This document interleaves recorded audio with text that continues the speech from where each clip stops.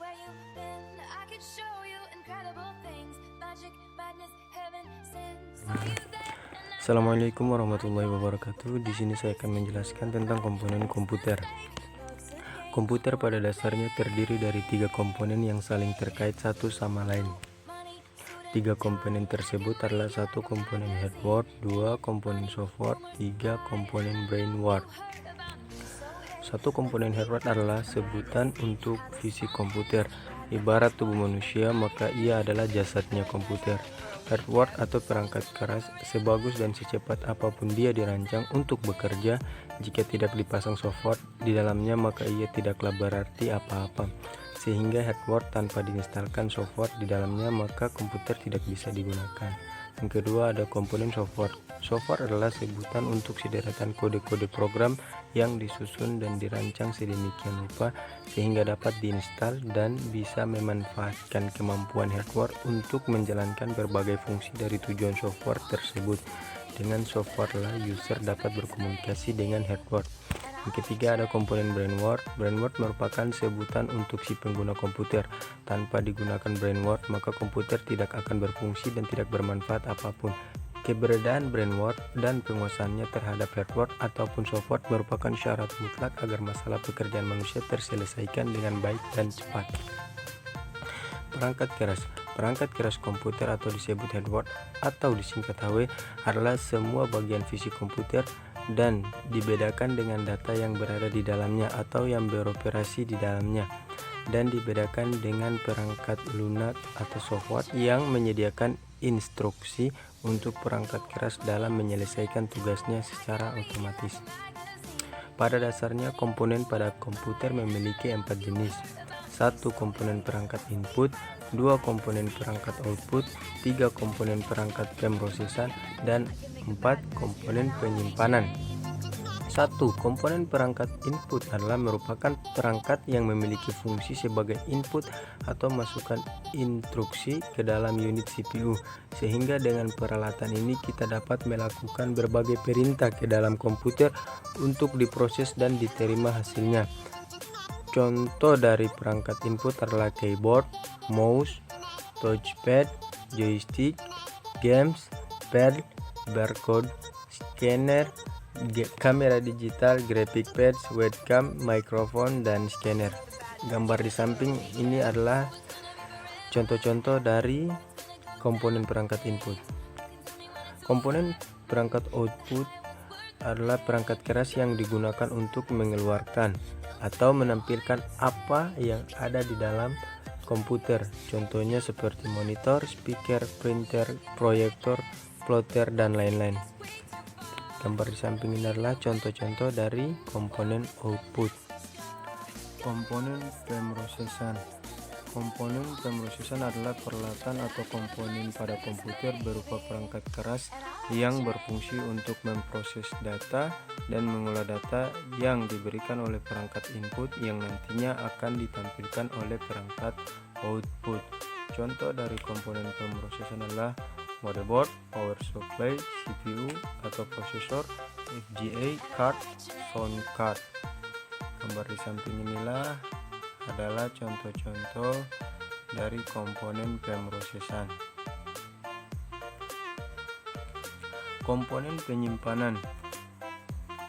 Komponen penyimpanan adalah media yang dapat menyimpan data secara permanen dalam jangka waktu panjang atau suatu ketika dapat diambil atau dibaca kembali. Contohnya seperti RAM atau memori, floppy disk, hard disk, SSD, flash disk, dan CD atau DVD. Komponen unit utama atau CPU terdiri dari 1. Casing. Casing adalah wadah atau tempat semua perangkat yang terkait CPU ditempatkan dan dirangkai sehingga perangkat CPU aman, ringkas, dan praktis. 2.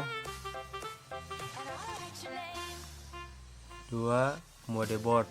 Motherboard atau sering disebut sebagai papan induk adalah sebuah papan sirkuit tempat semua perangkat keras komputer saling terhubung. Motherboard merupakan pusat penghubung dari semua perangkat keras komputer yang ada. Ini adalah bagian-bagian motherboard. Oke, saya akan menjelaskan satu persatu bagian-bagian dari motherboard. Yang pertama ada soket prosesor. Soket prosesor adalah tempat terpasangnya prosesor atau CPU atau Central Processing Unit yang sering disebut bagian dari otak komputer. Yang kedua ada soket RAM atau slot memori, berfungsi untuk menempatkan RAM atau memasang RAM. Yang ketiga ada NOR bridge, adalah sebutan bagi komponen utama yang mengatur lalu lintas data antara prosesor dengan sistem memori dan saluran utama motherboard. Yang keempat ada short bridge. Short bridge adalah sebutan bagi komponen pembantu NOR bridge. Yang kelima ada PCI Express X16, berfungsi untuk menempatkan kartu grafik VGA card agar dapat menghasilkan output yang berkualitas.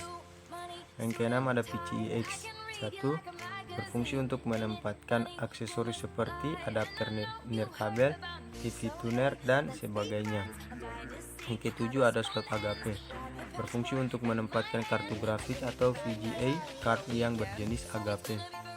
Yang kedelapan ada slot PC, berfungsi sebagai slot ekspansi di mana berbagai kartu plug-in dapat dipasang beberapa kartu ekspansi seperti modem, kartu jaringan, dan lain-lain. Yang kesembilan ada BIOS. BIOS adalah memori permanen tempat tersimpannya data penanggalan serta pengaturan dari komponen komputer. Yang ke-10 ada CMOS baterai, berfungsi untuk mempertahankan memori dari chip CMOS yang berisi hal-hal seperti tanggal, waktu, jenis perangkat keras, dan pengaturan lainnya khusus untuk komputer. Yang ke-11 ada port SATA, merupakan antarmuka untuk media penyimpanan generasi terbaru, digunakan untuk menghubungkan hard disk dengan sistem komputer. Yang ke-12 ada port ID, merupakan antarmuka media penyimpanan sebelum generasi SATA. Yang ke-13 ada port floppy disk, berfungsi untuk menghubungkan media removable atau media penyimpanan yang bisa dicopot, yaitu disket atau floppy disk. Yang ke-14 ada port power atau ATX power, untuk menghubungkan konektor power dari power supply dengan motherboard. Konektor ini biasanya memiliki 20 pin atau 24 pin. 15 ada back panel. Back panel adalah kumpulan port yang biasanya diletakkan di belakang casing atau wadah komputer PC. Yang ke-15 ada port PC mouse, berfungsi untuk menghubungkan mouse dengan komputer atau PC. Yang ke-17 ada port PC keyboard, fungsinya untuk memasang keyboard. Yang ke-18 ada port paralel, berfungsi untuk memasang perivelar kecepatan rendah dengan lebar data 8 bit. Biasanya digunakan untuk memasang printer sebelum generasi USB.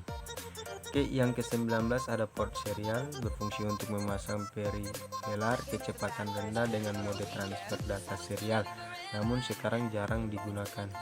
Yang ke-20 ada port SPDIF, berfungsi untuk menghubungkan komputer dengan perivelar audio seperti home theater.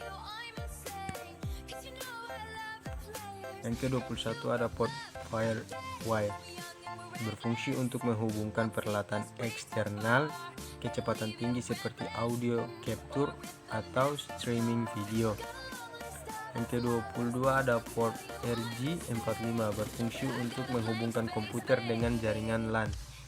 Yang ke-23 ada port USB, berfungsi untuk antarmuka dengan perivelar atau peralatan eksternal generasi baru, menggantikan port paralel dan port serial.